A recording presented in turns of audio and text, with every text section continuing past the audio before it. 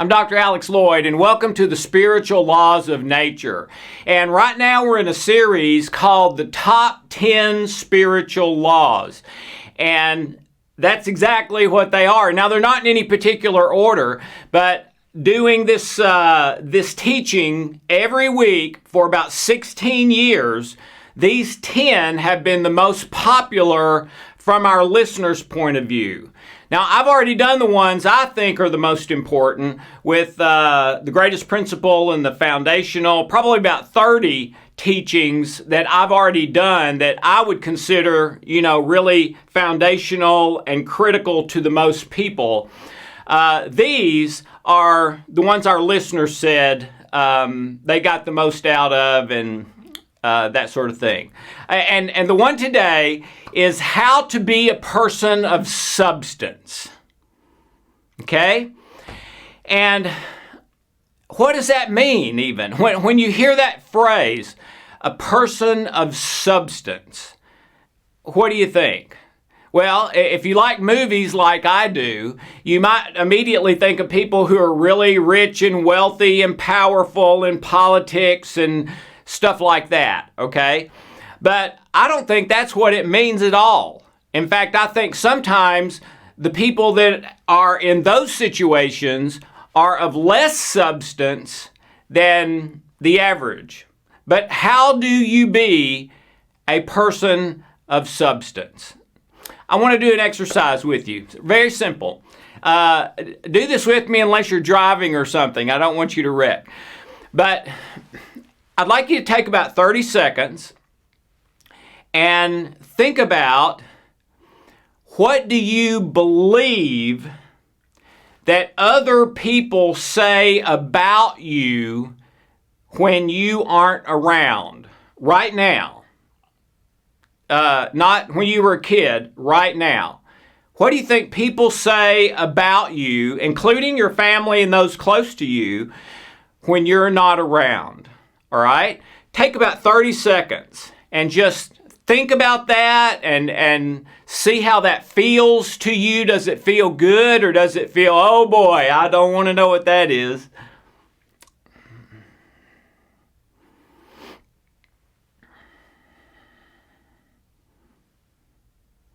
Okay, thank you. Now, let's do another one.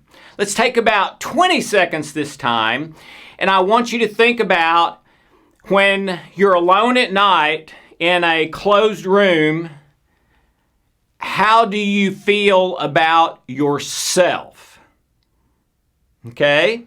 So take about 20 seconds and think about that. How do you truly, to the bottom of the barrel, the core of your being, feel about yourself? All right? Do that for about 20 seconds.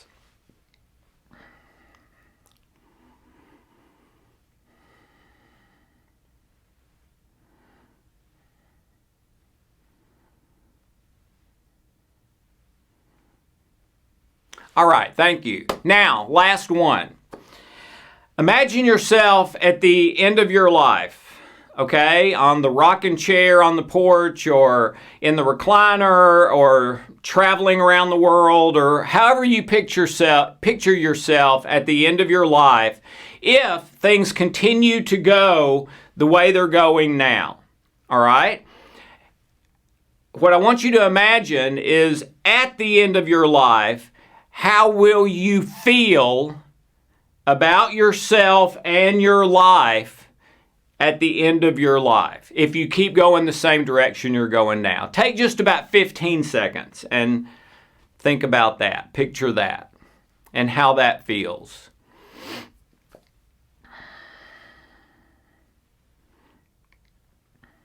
All right. So I guess the question, first of all, is, do you want to be a person of substance? Okay? I was speaking at a big international health thing in California about 10 years ago. Thousands and thousands of people there. And I was one of a number of speakers. And one of the speakers was way more famous than me. I mean, he was like a household name. I'm not really famous at all, except in very little small circles. But this guy was like a household name, super wealthy. I mean, if I said his name now, my guess is 99% of you would immediately know who that is, all right? And so when he spoke, I made a point to be there. I wanted to hear him speak. So because I was one of the speakers, I was backstage. And just a fabulous speech, and people bought all kinds of his stuff and, all that. I got to meet him and shake his hand, and that was cool for me and everything. But then something very strange happened. I started to hear cursing and screaming and yelling and belittling other people. Really bad stuff somewhere backstage. And, I was a therapist for years, so I guess that part of me got kicked in, and I started walking around, and what I found absolutely shocked me, okay? It was the speaker that I had admired, who was the household name and probably considered a person of huge substance to almost everybody. And he had, when he finished his speech, he had gone backstage and gone down a hallway and a stairwell that kind of dead-ended to where I guess he thought nobody could hear him, all right, and got on his cell phone. And I mean, this was immediately after his speech about health and wellness and how we treat other people. I mean, great stuff. And he was absolutely cussing whoever was on the other end of that phone. He was cussing them out up and down. I'd never heard some of the words he was using. It was chilling, really. And the thing he was upset about them with was they had put in or delivered the wrong tile to his new kitchen remodel. And I mean, he was just off the reservation. And that immediately struck me because there was a public persona that, I thought was a really wonderful, top-tier person of substance. But now what I'm witnessing is that may not be true at all. That may be an act. That may be an image. And by the way, after that, I had a couple of other occasions where our paths crossed. And several other people told me that, what you see up front is not what's really there behind the curtain. Well, let me just tell you, that is no way to live. And I know what's going to happen if he doesn't change his course. He's going to get to the end of his life and be crushed with regret. Because I've worked with a lot of seniors, and that's what tends to happen.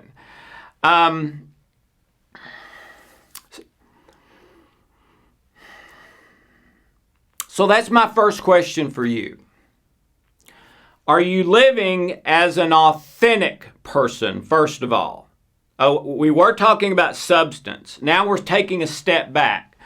Are you living as an authentic person? What do I mean by that? I mean that you're the same person on stage at the podium as you are behind the curtain. You're the same person to people as you are inside in your own thoughts and feelings and emotions and things like that.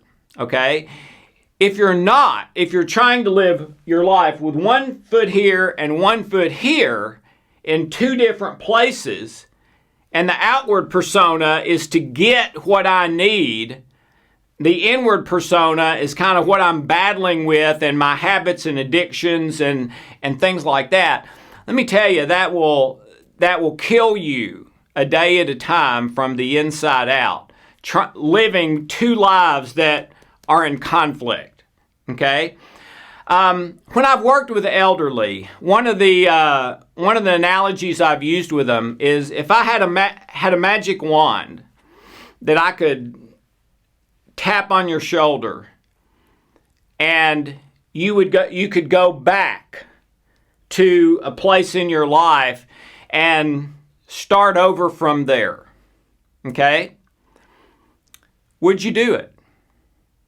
And the responses to that have almost every single time shocked me, because about 9 out of 10 will immediately start weeping. Before a word comes out of their mouth, they'll start weeping. Okay? Now 1 in 10 doesn't. I think I've done about the best I can. I wouldn't do that. I think I'm ready to go. All right? But 9 out of 10, they aren't. They would give anything to go back. Well, why are they wanting to go back? I would say it's this simple. Because they prioritize things in their life in order to get a new house, or in order to accomplish this, or in order to get this notoriety, or in order to be able to do this back here in secret, a habit or addiction, without anybody knowing.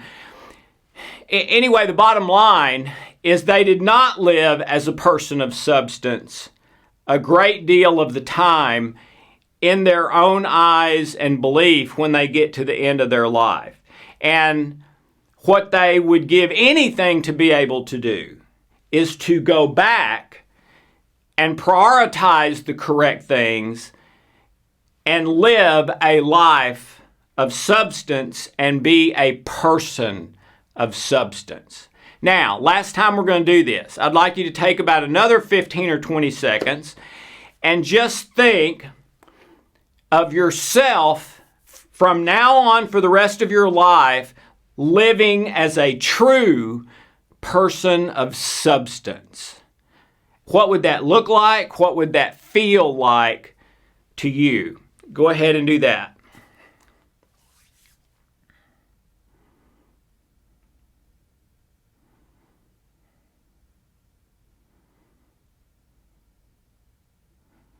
Okay.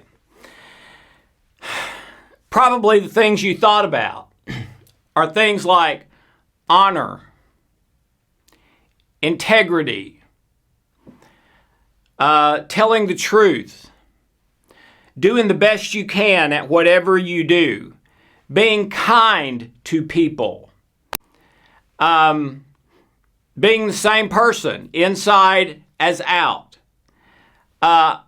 honestly caring as much about other people as you do yourself and your pleasure, pain, needs. Things like that, okay?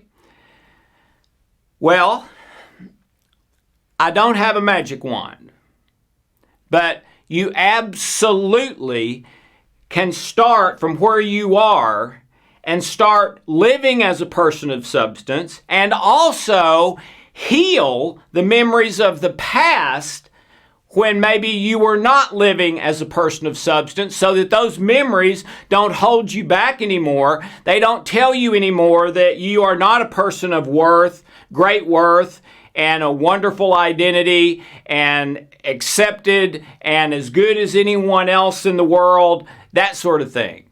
Okay? They support you. In fact, you tend to learn something from them that takes you to a higher place in your life instead of them holding you back. Okay? Well, what I would love to help you with is to become that person that you just imagined yourself being. Now, for maybe for a few of you, that's the person you're being right now already. Well, that's fantastic. Just go keep doing that. But for probably 8, 9 out of 10 of people, you probably feel like there's some substance lacking in your life rather than being a person of substance. This is one of those things. This is one of those spiritual laws that I might say, you'll thank me more later than you do now. You'll thank me more in 10 years than you will in a month. You'll thank me more in 20 years than you will in 10 years. Because this one just gets better and better and better and better. All right, here's the basic concept. All true substance cannot be seen or touched.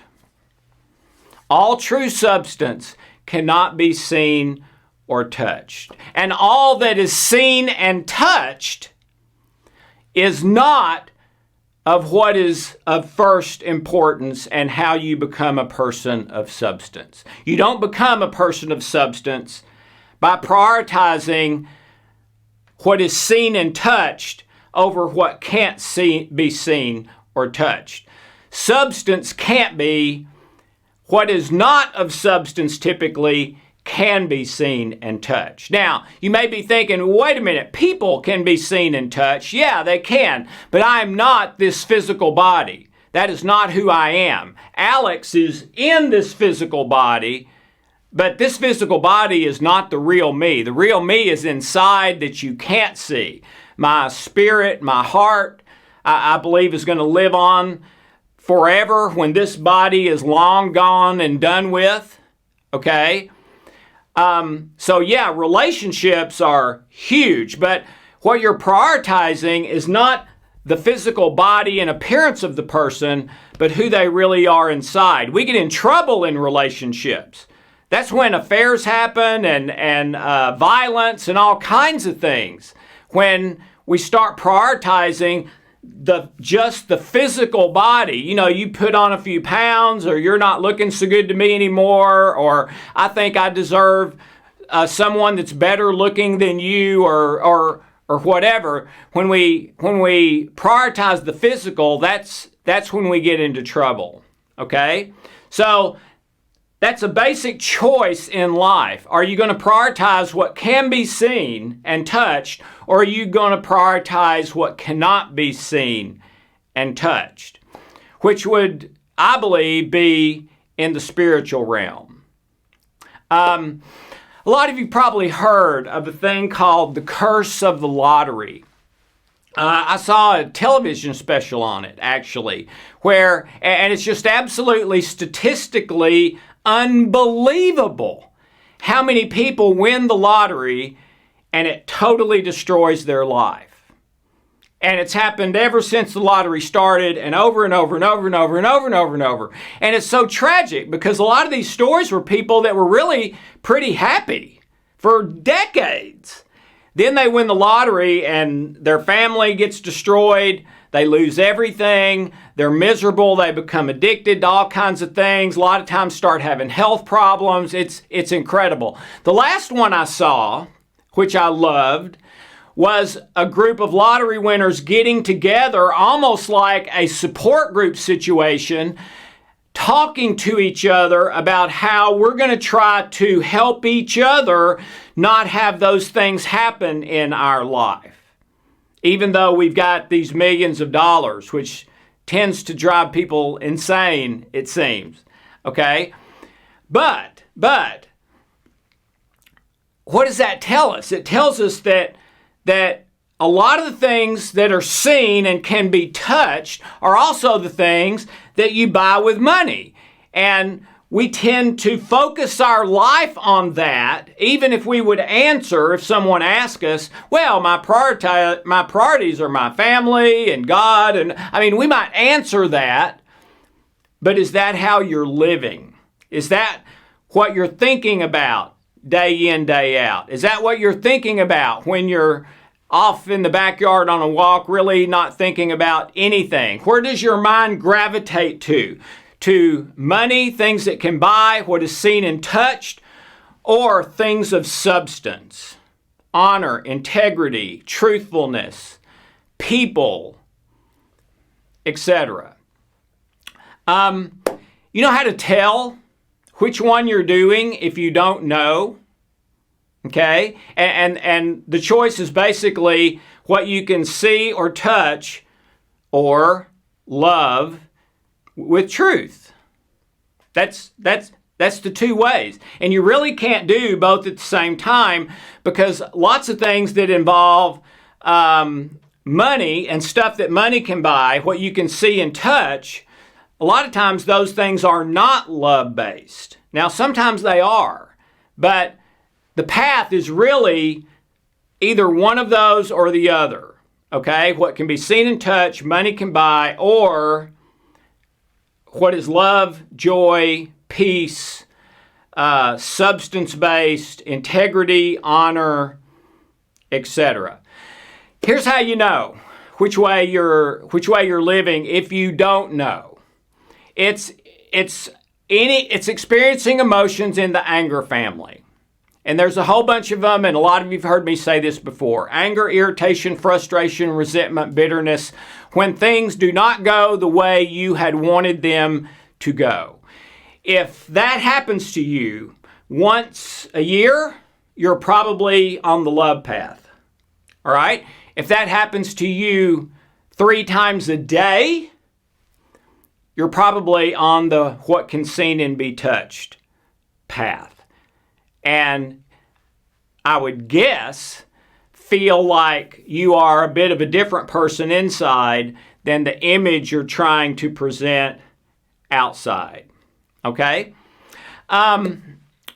There's several things that can do this, that can make this change. Ultimately, it's a choice every single day which you're going to prioritize. And you need to be aware that you're making that choice, because you're making it even if you don't know you have it or don't think about it, by what you focus, what you put your mind and emotion and heart into. Okay? But if you experience something in the anger family on a regular basis, once or more a day, I would say, you may get to the end of your life and wish someone had a magic wand so that you could come back and do it again to be a person of substance. Because everyone can be a person of substance. A transformational aha can do this. After Hope kicked me out of the house, there was about 6 weeks where I was really struggling, searching, angry, all kinds of stuff. But at the end of that 6 weeks, I had a transformational aha that kind of did this for me, what we're talking about today. Put me on the path of love. I started prioritizing those unseen things of substance, okay? And it wasn't with a lot of effort. People who have near-death experiences typically do that, all right? The great majority of them become a person of substance after the near-death experience, even if they weren't before. And it's like a instant reprogramming thing.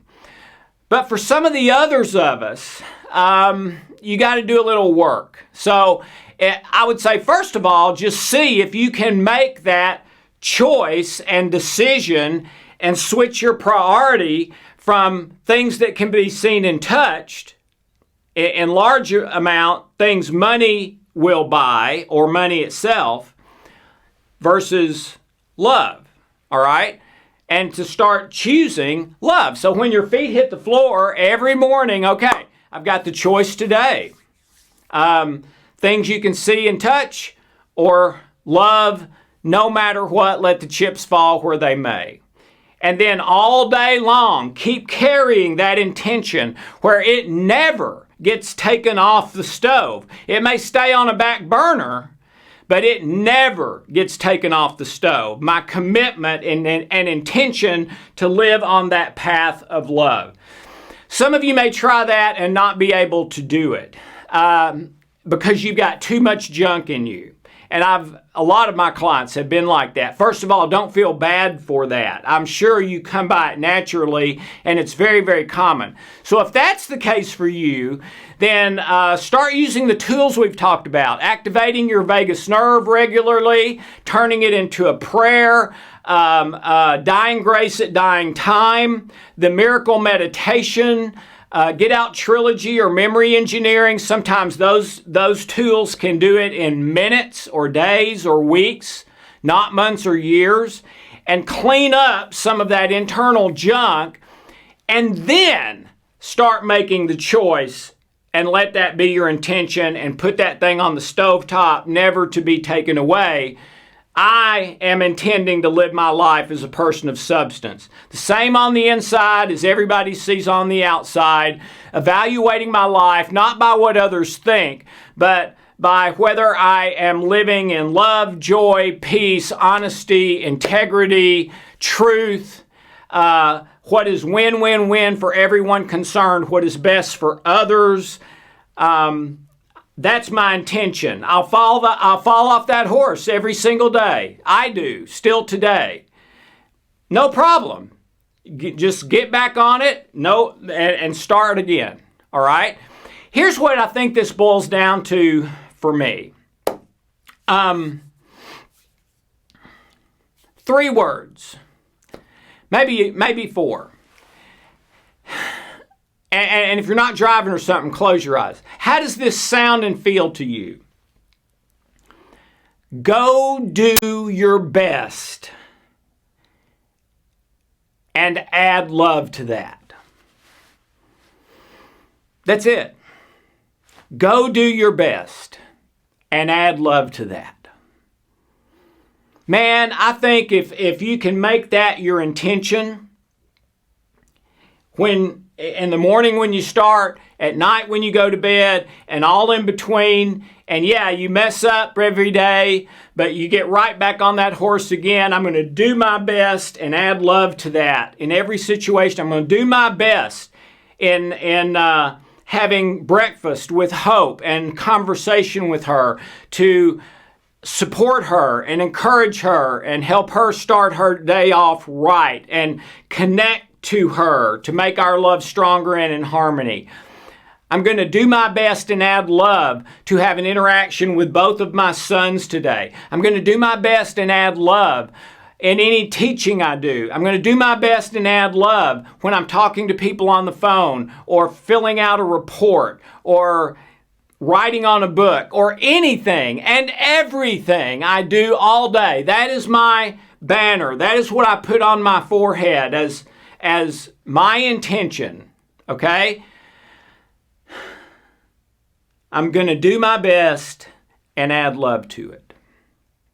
So, if you want to be a person of substance, to me, it really does boil down to that simple, a common denominator. Go do your best and add love to it.